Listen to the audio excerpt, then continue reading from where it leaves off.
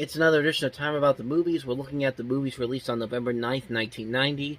We only got 4 movies to look at today, so let's go ahead and jump right on into it. So let's start off with the first movie, the biggest new release of the weekend, and that was the horror sequel, Child's Play 2.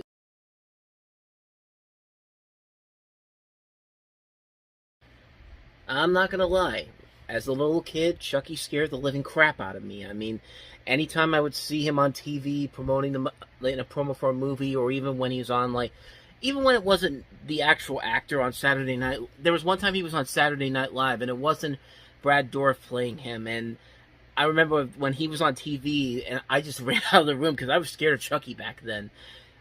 But you know what? Nowadays, out of all the horror movie icons, if I saw Chucky sitting in a bar, I wouldn't mind having a drink with him. I just wouldn't say anything to get on his bad side, so he'd kill me within a couple minutes afterwards. But yeah, I always thought Chucky Chucky used to scare me when I was a little kid. But as I grew up, he did seem a lot more cooler than I remember when I was little. But that being said, I haven't seen any of the Child's Play movies, mostly because of my fear as a kid, and I just didn't have the interest to see any of the movies. But I like the character. I have seen stuff with the character involved, specifically the recent Chucky TV series on USA, which is actually pretty good. If you haven't seen it, I definitely say check it out.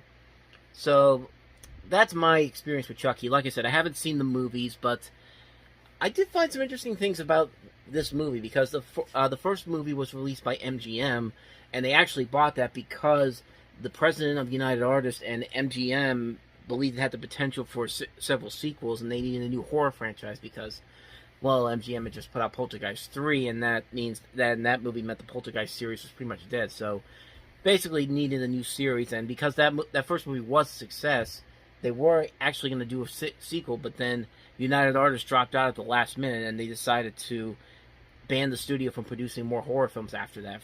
And the interesting thing is that after MGM and United Artists didn't do the movie anymore, it said that some other studios were looking into it, including Paramount Pictures, Warner Brothers, Columbia, Fox, New Line Cinema, those people. But Disney was even looking to do Child's Play 2, and that was intriguing to me. More than likely, yes, it wouldn't have been a straight up Walt Disney movie. It would have probably went to Touchstone or Hollywood Pictures. But I don't know. That's kind of hilarious to see that Chucky almost became a Disney property, even though the original the remake of Child's Play, the one that came out a couple of years ago, did actually get originally released as a Disney Blu-ray, because if you saw the original Blu-ray release for it, it actually had the Disney Blu-ray format there. It had the Blu-ray DVD digital thing the way Disney does, and it was actually put out by Disney because I think some of the Fox movies that Disney some of the Fox properties actually made it onto Disney's Blu-ray sets at first, but then in recent years, when they've repackaged them, they've gone back over to Warner Brothers. But anyway, yeah, I thought that was pretty interesting that Disney almost got Chucky. But yeah, like I said, I haven't seen any of the Child's Play movies themselves. I've only seen a little bit of the TV series, which is actually not that bad. Like I said, if you haven't seen it, definitely check it out. I think if you're a big Chucky fan, you'll definitely like that. I can't really say anything about the movies themselves because I haven't seen them, but they do look fun. They do look like a ton of fun, especially if you like those type of movies. And that's all I got on this one. I mean, like I said, I haven't seen the movies, so I can't really comment on them. So that's my overall assessment of Chucky and the Child's Play movies. So there's that. So on to the next movie, and that is the Krays.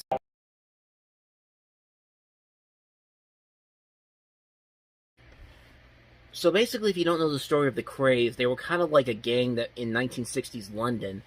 And believe it or not, they actually were alive when this movie came out. I think one of the brothers died about 5 years afterward, and then the other brother died about 10 years afterward.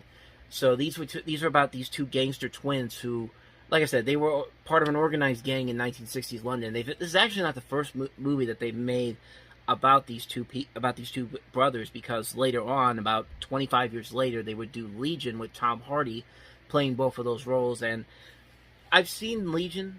I would say it's definitely a better movie if I had seen this one, but but I have to remember that this is a different. This is actually coming straight from. No, actually, not actually. That's not true because both.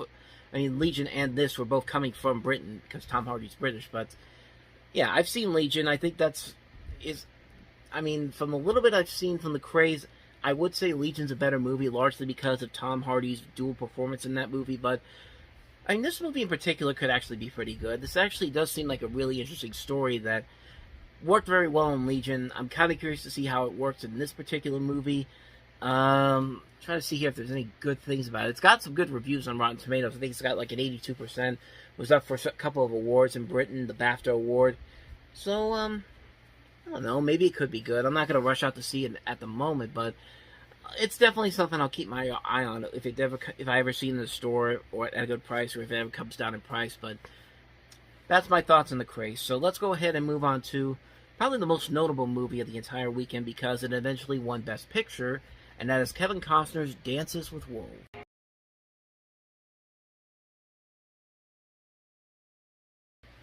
So Dances with Wolves, at least to me, is kind of like Driving Miss Daisy the year before. Was it really the best picture of 1990?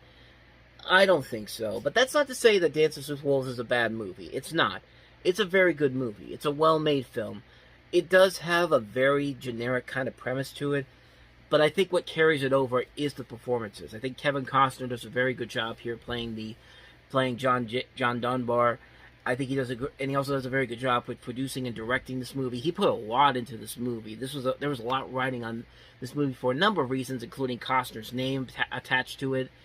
But most importantly, at the time, Orion Pictures was not doing good. They actually had filed for bankruptcy up to that point, and so that when this movie won Best Picture, it kind of helped save their studio for a little bit, as did Silence of the Lambs the following year, which also had a lot of, which also was back when Orion was still in bankruptcy. But so it helped save their studio for a little bit because this movie made a ton of money. It made over like $400 million worldwide, and of course, it helped to win the Best Picture that year, and along with some other Oscars. But yeah, like I said, it's not a bad movie. It's far from it. I think it's a very good, well-made film. I don't think it's the best of these type of movies. I think I've seen more movies with this similar type of premise to it done a whole lot better. But I do think the performances and the way the film is shot and the way that the film just looks in general, I think does make it stand out more.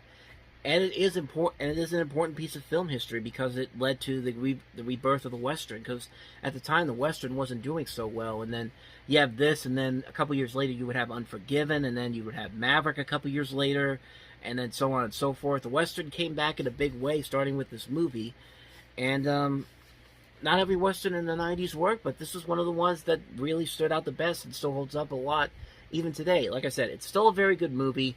I don't think it should have been the best picture. I think a lot of people would agree something like Goodfellas would definitely be considered the best picture of the year, but I don't work for the Academy, and yeah, the Academy just, like I said, like I've said before, the Academy will just, they don't usually pick the best overall movie. They pick the movie that they like more than most people do. But like I said, Dances with Wolves isn't a terrible movie. It's actually a very good film, a well-made movie.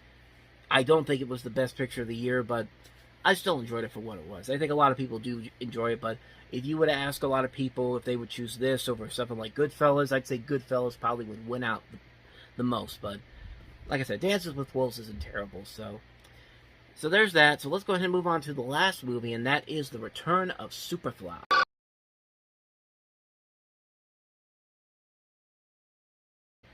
Well, I'll give it this. It looks a lot better than the 2018 Superfly movie ever did. I mean, that movie was just terrible. I hated that movie.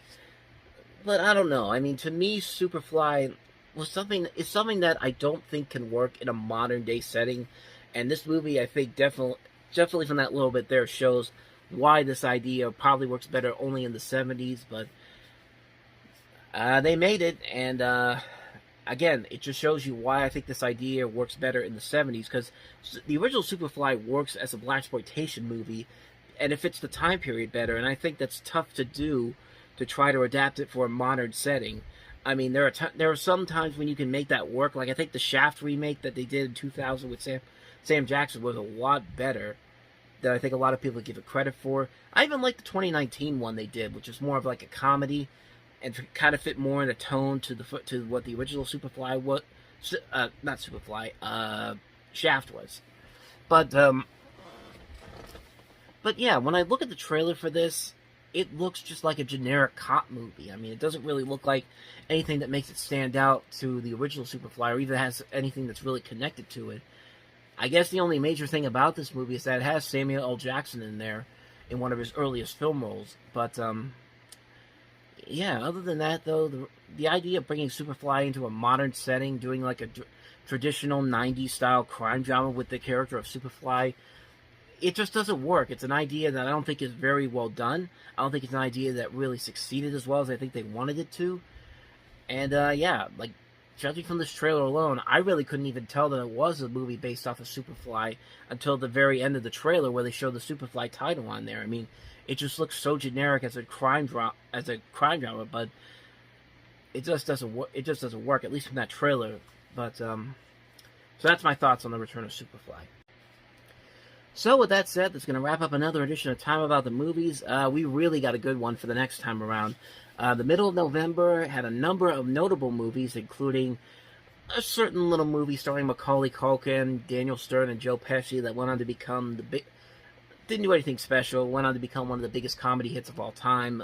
Yeah, we're going to talk about the original Home Alone. We're also going to talk about Rocky V, another great underrated Disney movie that came out in 1990, The Rescuers Down Under, and also Eating. So, pretty good show on the way next time around. So definitely look for that tomorrow. But other than that, though, thank you guys for watching. And as always, if you want to see more videos like this, check out the playlist on the next page.